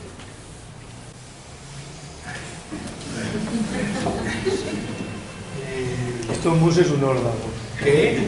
Esto es un órdago. Sí, no, la verdad que esta foto está bonita, ¿no? Desde los años de Ávila, que está a los 4 puestos, yo no sé, es una pista de las murallas que tantas veces me he acercado a verla, porque realmente siguen siendo hermosísimos, y te das cuenta cómo el tiempo pasa, ¿no? Esta cosa de los límites de la ciudad, yo creo que bueno, nosotros tenemos una línea de trabajo en la unidad docente que es sobre los límites urbanos. Me parece que el último serie de ciencias también se llama los límites del urbano, porque habla, es ambiguo, es decir, habla por una parte de los límites, en este caso murallas, los límites, como el Museo de Colecciones Reales, que remata el caso histórico, o los límites urbanos, es decir, aquello que es urbano y aquello que no. Jugamos con esa ambigüedad desde hace unos años, en la unidad docente que tenemos, con Paredes Pedrosa, con Luis Rojo y con José María Sánchez, un equipo que estamos trabajando y que trabajamos bastante en vivienda, ¿no? Trabajamos bastante en vivienda porque precisamente estamos convencidos de uno de los retos es el futuro va a ser la vivienda, como siempre ha sido. En el fondo la arquitectura, claro,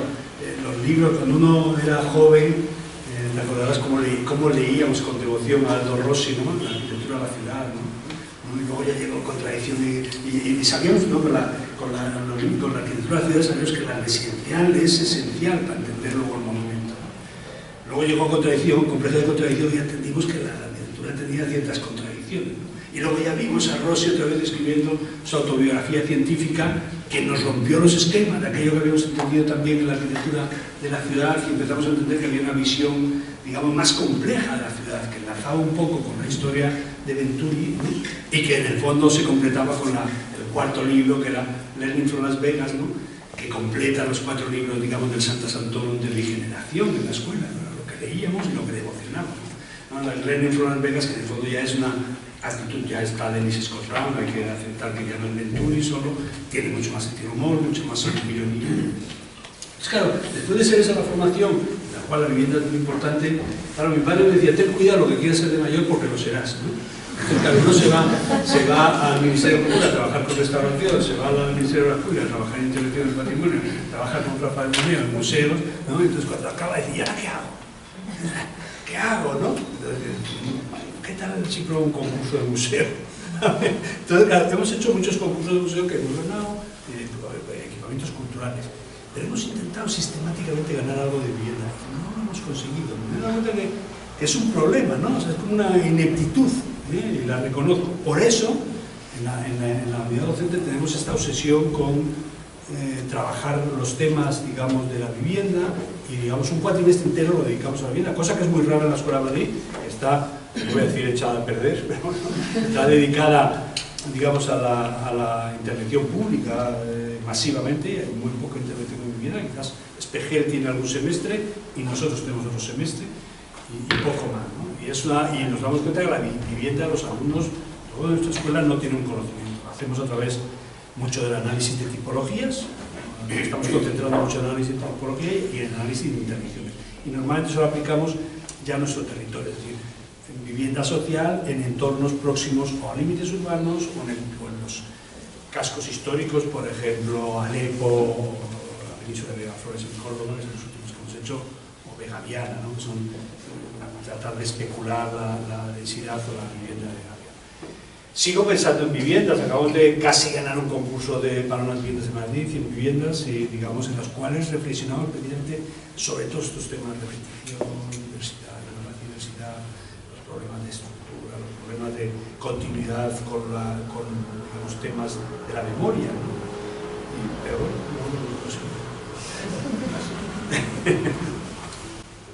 seguiremos, ¿eh? Sí, entramos ya en el tramo último de las 3 últimas preguntas, que creo que no son fáciles.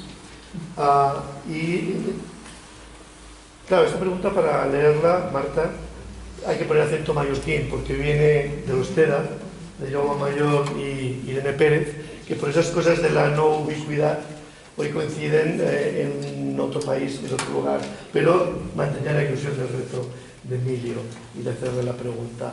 Marta García Orte es tan amable de poner acento mallorquín a su manera y contarnos la pregunta de Jaume Mayor y de Irene Pérez. Bueno, es un gran respeto hablar por ellos, así que con toda la distancia que nos ponen, pero también un orgullo, y de ahí lo haremos. Desaprender. En el libro de Adrien Bide, Paludes, el protagonista habla de Les Enfants Terribles, de Jean Cocteau, como un libro redondo y completo como un huevo. Uno de aquellos libros donde no puedes quitar ni añadir nada sin causarle un daño irreparable. Uno de aquellos libros que ha nacido lleno, que se ha hecho de una tirada, que más que un escrito ha vomitado. Según Unamuno, el escritor ovíparo hace un esquema, plano o minuta de su obra, y trabaja luego sobre él. Así es también en arquitectura. Existen determinadas arquitecturas que son perfectamente completas y acabadas, arquitecturas que nacen de un esquema o idea fundamento. A partir de ese esquema o diagrama, el arquitecto ovíparo va alineando puntada tras puntada todos sus episodios, con absoluta coherencia y perfecta clarividencia. son posiblemente las arquitecturas que se enseñan en las escuelas, unas arquitecturas redondas y completas, a las que no puedes quitar ni añadir nada sin causarles un daño irreparable. En cambio, los escritores vivíparos escriben a lo que salga, y tal como Michel Montaigne define su propio trabajo. Al transcribir mis ideas, no sigo otro camino que el del azar. A medida que mis ensueños o desvaríos aparecen de mi espíritu, voy amontonándolos. Unas veces se presentan apiñados, otras arrastrándose penosamente y uno a uno. Lo mismo en arquitectura. Así son, por ejemplo, todas las arquitecturas tradicionales que conozco. Quien proyecta, si es que lo hace, escudriña rincones que desconoce. Se mueve por la intuición, sin miedo a equivocarse, improvisando, sin miedo a la excepción. No hay esquema ni diagrama que seguir. El arquitecto vivíparo se mueve más bien con brújula que con plano. Posiblemente son arquitecturas que no pueden enseñarse y con dificultad puedan aprenderse. Son arquitecturas que una vez acabadas aún son incompletas. Dejan el margen adecuado para que el usuario los modifique, las complete y se las haga suyas. Solo hace falta dejar pasar el tiempo. Emilio, te preguntan, ¿mapa o brújula? ¿Ovíparo o vivíparo? Como veis, está todo el mundo empeñado en ponerlo fácil, ¿eh? Muchas gracias, le dar las gracias a Irene y a Jaume, a Tena, también tenemos mucho aprecio por su trabajo y personalmente. O sea, yo creo que todas las mañanas, yo estoy de acuerdo con ellos, todas las mañanas deberíamos aprender un poquito a desaprender, ¿no? O sea, es difícil, pero hay que hacerlo, ¿no? Porque la transformación está en la esencia de la vida y hay que ir muchas veces para atrás. A mí, particularmente, me gustan los libros perfectos, redondos, como un huevo de Cocteau. Pero también me gusta la imperfección de la realidad, la imperfección de las constricciones, de la limitación, porque somos vivíparos. Yo me siento vivíparo, es lo que soy, ¿no? No puedo sentirme de otra manera. Y lo mejor es ver cómo crecen los hijos, personas, pero también los proyectos, y aceptar sus imperfecciones, y aprender a amar sus identidades diversas. Eso es muy importante, ¿no? Con la arquitectura me pasa lo mismo. Idealmente quiero hacer una arquitectura perfecta con un huevo, pero acaban siendo imperfectas y sometidas a cambio constante de transformación. Quiero hacer mapas, pero necesito una brújula también. En el fondo a mí, digamos, esa sería la contestación. Yo aquí había una nota que decía, a él me gusta mucho esa imperfección de los pintores japoneses antiguos, ¿no? Que hacen una pintura perfecta, una pincelada un poquito así de Savigny, un poquito para que hubiera una cierta imperfección, ¿no? Parece que es mucho más dura, más interesante esa que dice que acepta la transformación de la vida de la realidad y de que viene ese proverbio turco, árabe, yo lo estoy buscando, que dice, que habla de la condición inacabada de la arquitectura, la constante condición inacabada de la arquitectura. Dice, cuando la casa está hecha, cuando la casa está terminada, entra la muerte. Es bestial, ¿no? Es un dicho, proverbio que es bestial, ¿no? Cuando una casa ya está terminada, es que ya está saliendo tú por la puerta, porque todo es inacabado en esta vida, todo es imperfecto. Entonces, por mucho que te gusten los proyectos muy perfectos, pues no lo son. Hay que usar, en el fondo, al final somos vivíparos, porque lo somos, que nos guste ser ovíparos, y hacemos mapas, aunque muchas veces necesitamos algo. La imagen que ofrecen es una fotografía de Paolo Monti, del año 68, Procida. Es una imagen que en la red tiene una cierta popularidad. No es raro verla manipulada, convertida en rascacielos, esta situación en la que una geografía horizontal que crece acaba siendo eso, una especie de rascacielos, ¿no? Y por rascacielos o cumbres o situaciones a escalar, Elena Fernández Salas te va a proponer, Emilio, porque te gusta jugar, ¿no? Pues yo creo que te va a proponer un juego. Vamos a ver.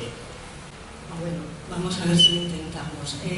Hay cosas que se van a repetir, porque claro, después de este rosario de intervenciones se repiten, pero bueno, vamos a intentar incidir en algo nuevo. Algunos quieren cambiar el mundo, otros leerlo, nosotros queremos hablar con él. Carles Martí encabeza con esta cita de Octavio Paz el segundo capítulo de su libro La cimbra y el arco, un ensayo donde el autor presenta la teoría como la cimbra que hace posible la construcción del arco. Una vez cumplida su misión, desaparece. Por lo tanto, no forma parte de la percepción que tenemos de la obra acabada, pero sabemos que ha sido el paso obligado e imprescindible, un elemento necesario para elegir lo que ahora vemos y admiramos. La elección de estas dos citas y sendos autores es intencionada, pues va orientada a descubrir hoy, aquí en una institución que ha premiado tu obra, que detrás del arquitecto que se nos ha presentado hoy existe también un gran docente y un investigador. Mi intervención va entonces dirigida a descubrir tus citas. Y empecemos pues, empezaremos viendo qué ha sido tu investigación y como has podido demostrar a lo largo de la intervención, circo ha sido tu gran invento. Y te felicito por ello, por este gran invento que hiciste junto a Luis Moreno Mansilla y Luis Rojo.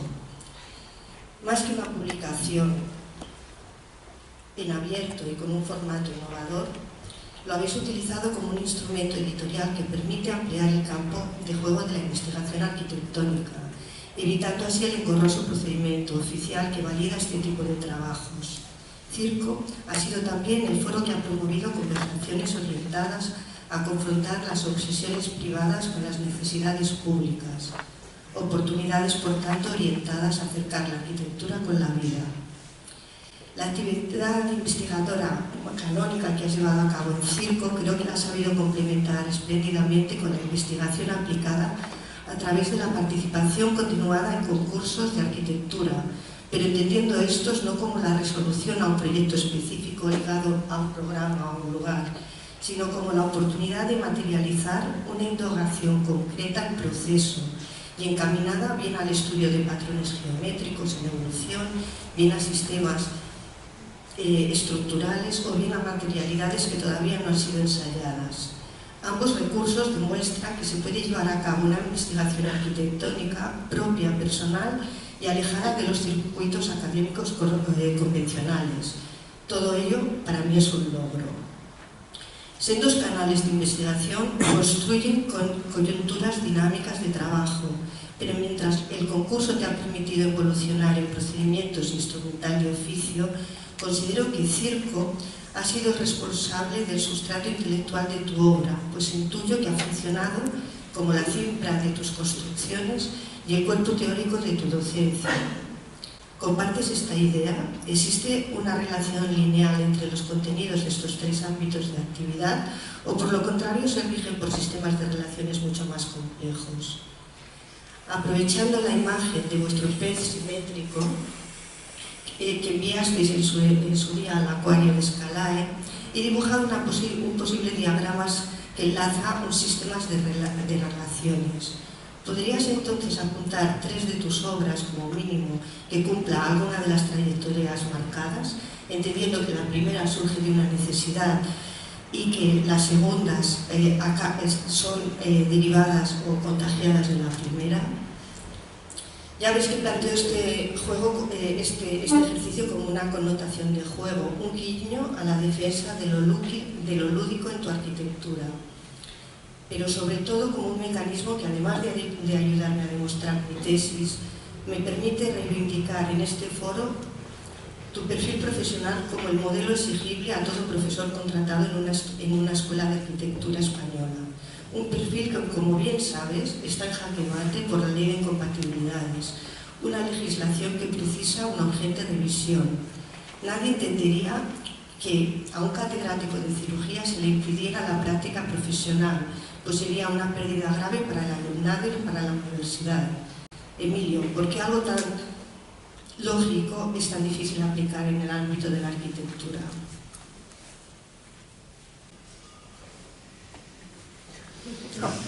Que como había la parte final, ¿no? Había la cosa sobre los juegos. No, sí, bueno, que si podías trazar tres trayectorias. Muchas gracias.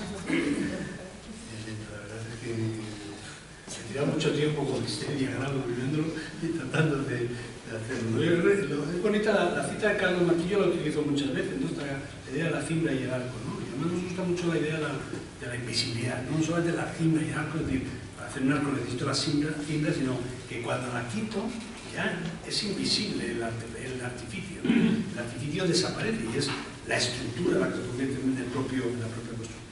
Esa condición de invisibilidad a mí me parece interesante porque hace más asumible, es decir, o menos incómodo para las personas, ¿no? Luis siempre hablaba que era bonito de hacer invisibles las ideas, ¿no? Hacer invisibles las ideas, pensar en hacer una arquitectura en la cual si tú la haces por idea de repetición, tal, luego la dejas ahí y que cada cual la entienda como quiera, porque en el fondo las ideas no tienen por qué estar totalmente, digamos, o literalmente claras, ¿no? De manera que esa invisibilidad hace que las ideas tengan un carácter menos impositivo y más democrático. Yo creo que es una pregunta difícil y compleja, que podemos hablar en una cena, ¿no? Pero que va en cierto modo, yo creo que, yo entiendo lo que dice, pero va en cierto modo sobre la compatibilización de las actividades de investigación docente y práctica, ¿no? Yo siempre hablo de los platos chinos. Nosotros los arquitectos, no solamente con la investigación, la docencia y la práctica, sino que cada práctica tienes también 5 o 6, ¿no? Estás dándole vueltas a la docencia, dándole vueltas al doctorado, otro proyecto, entonces esa es la actividad del arquitecto, que no puedes parar ni el sábado ni el domingo, porque como pares está ahí este platito que se me cae, ¿no? Entonces, que es bastante, cuando se lo explicas a alguien de cómo es la profesión de arquitecto, tú piensas un equilibrista que está con los platos chinos toda su vida, ¿no? Toda su vida, ¿no? Entonces está todo el día como moviéndolos estos para que no se le caigan.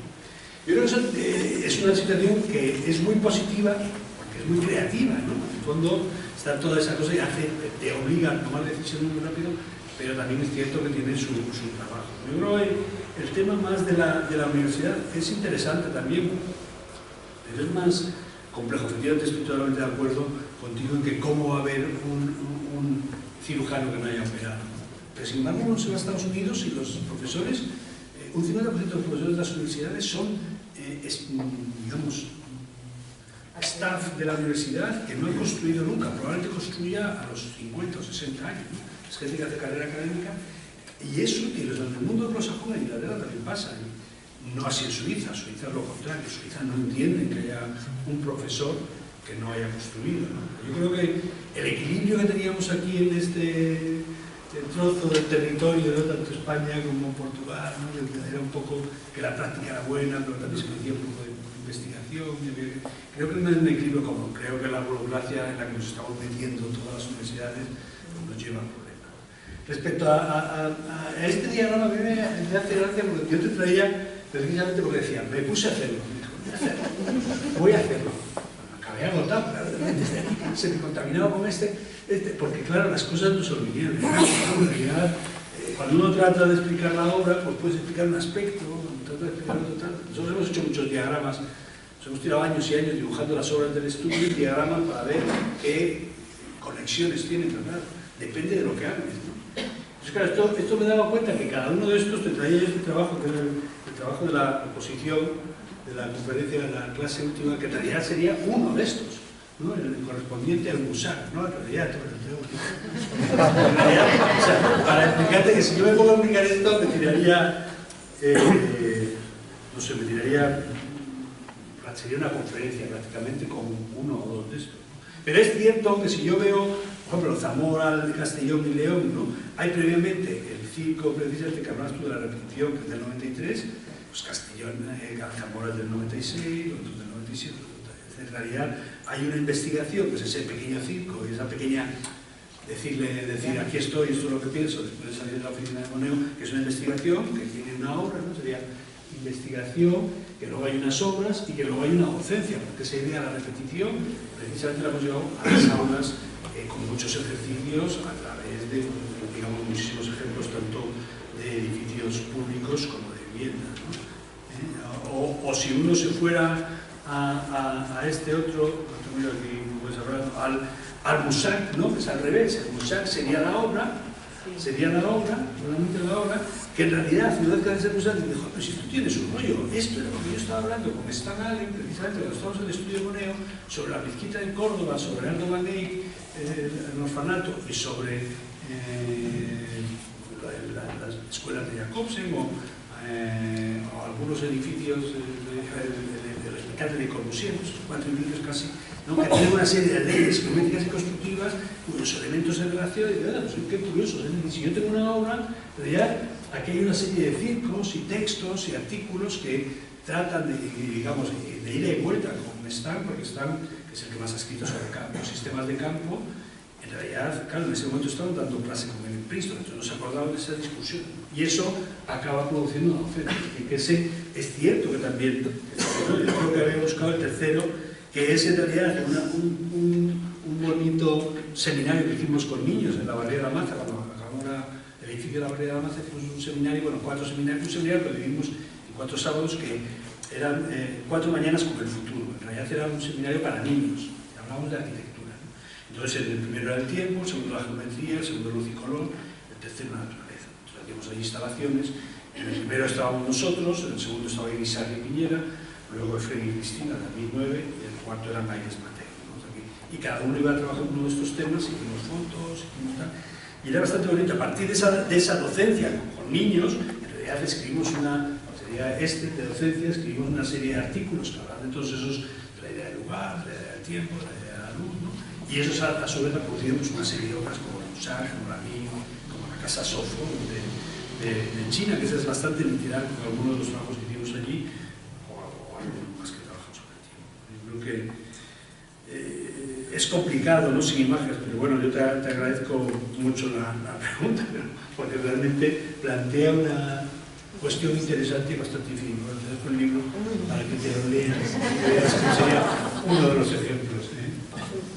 Bueno, en esta tarde que estamos compartiendo con Emilio, ¿no? En esta prolongada e intensa introspección, llega la noche, tenemos a la vista el aperitivo nocturno, para que sea nocturno, y ya llega la noche, ¿no? Sabéis que es ahora la hora en la que la estatua de Kolbe baja un poquito los brazos, porque ya está cansada,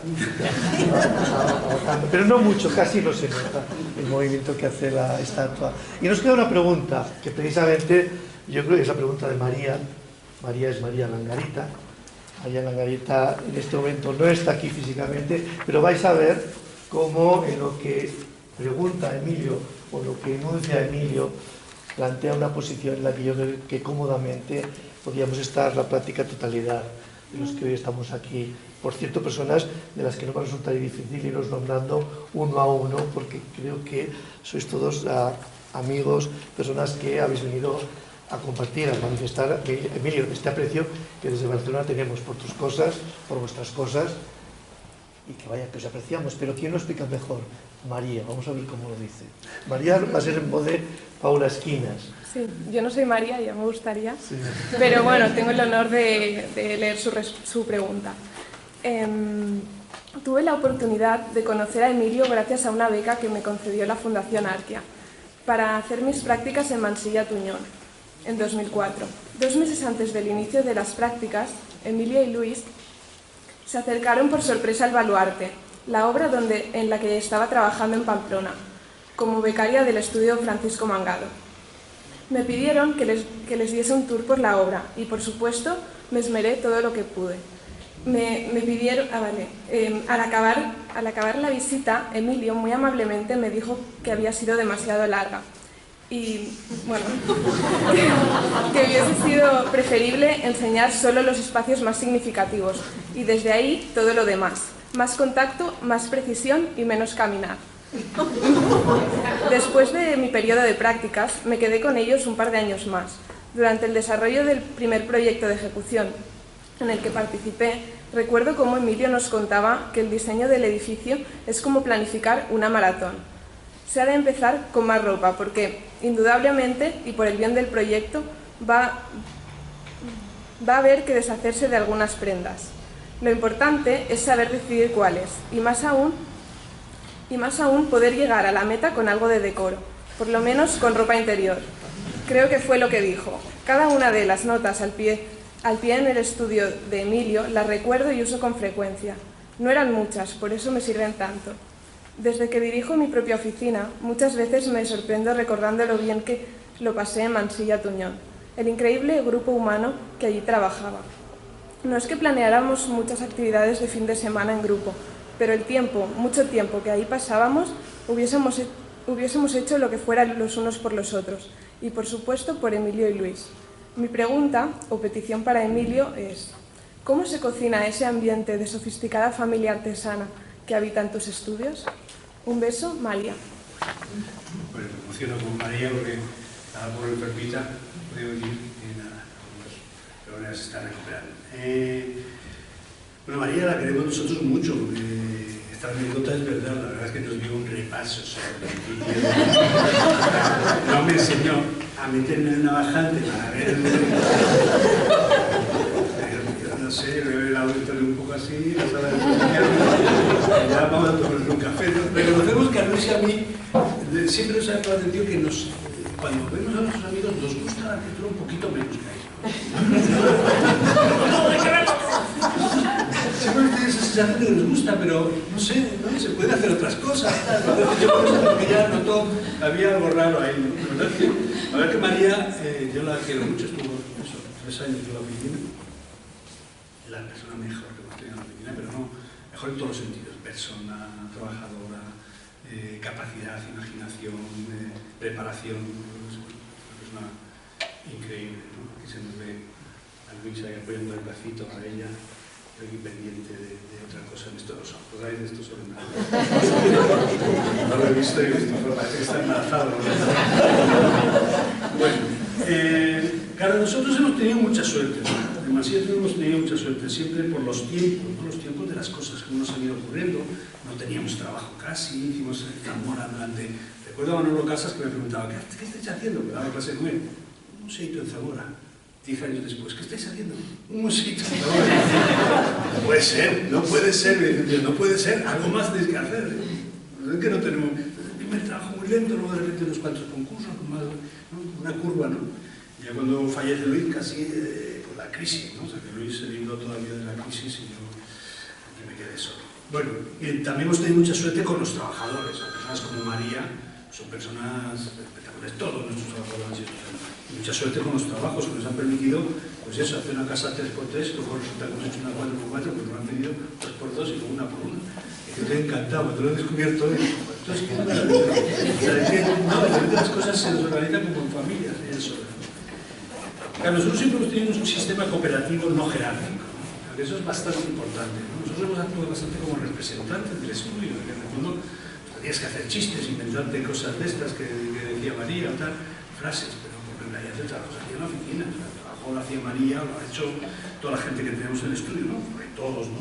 Utilizando eso que nos gusta, que es el método conversacional, no hemos hablado hoy aquí, pero la realidad la arquitectura, tanto el circo como la docencia, como la arquitectura que hacemos, nos gusta ser una conversación continua con la gente, con las cosas, con los objetos, con los seres animados y no inanimados, ¿no? Entonces, la práctica docente y la investigación también creemos que es una conversación. Entonces, con el estudio se atiende esa condición de cooperativa, el circo es una cooperativa de ideas y la oficina es una cooperativa de construcción.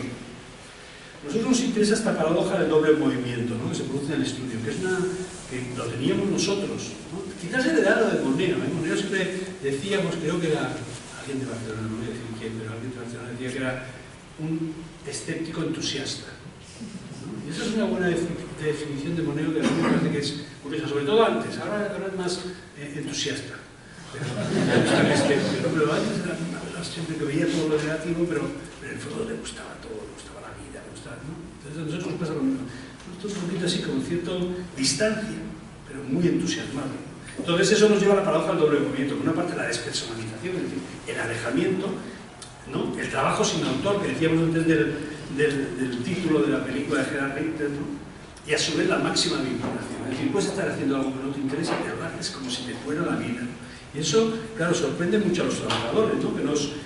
Que esa sensación un poquito de distancia frente a la arquitectura, ¿no? Que además tiene que ver con la paradoja del proceso creativo, ¿no? En el fondo, por una parte está la manifestación de la personalidad, todo el proceso creativo, pero a su vez la negación de la personalidad para poder ser parte del mundo, ¿no? Yo creo que ese juego de manifestar la personalidad y negar la personalidad simultáneamente en la producción de arquitectura, yo creo que es muy práctico para crear un ambiente, digamos, más distendido, porque cuando se exalta la personalidad demasiado, ya sabéis lo que pasa. Bueno, no voy a hablar sobre ese asunto porque ya lo sé.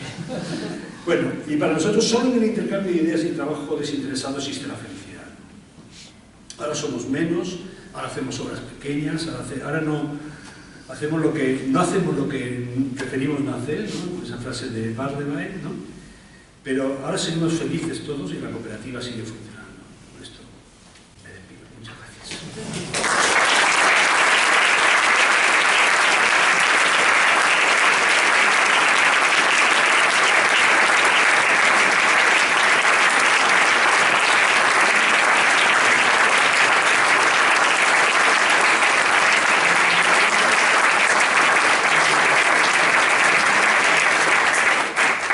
Bueno, Emilio, ya ves, la precio está en la sala. Muchas gracias. Sube la moral. Quiero no dejar pasar. El amigo sube la moral, ¿no? Bueno, qué bueno es estar en manos de buenos equipos. Esta tarde hemos estado en manos de tu equipo. Ana, nos han estado cuidando, nos han puesto luces cuando empezaba a oscurecer, nos han modulado el volumen para que, no sé, habéis visto cómo nos estaban como arropando, ¿no? Durante toda la tarde. Muchas gracias a la Fundación, muchas gracias Emilio, muchas gracias por quienes nos habéis ayudado a iniciar esta conversación. Gracias al equipo de Escalae también, Ferran, Birgit, Pep, Carles, Vicente, ¿dónde estás? Con los 6 estamos continuamente, y Emilio, intentando perfeccionar estos formatos. Nos preocupa mucho convocar a gente tan valiosa y nos importa pensar que merece la pena, que no estamos ni mucho menos perdiendo el tiempo, sino ganándolo y disfrutando de esta fiesta. Gracias a todos vosotros por hacer posible todo esto que tiene en particular.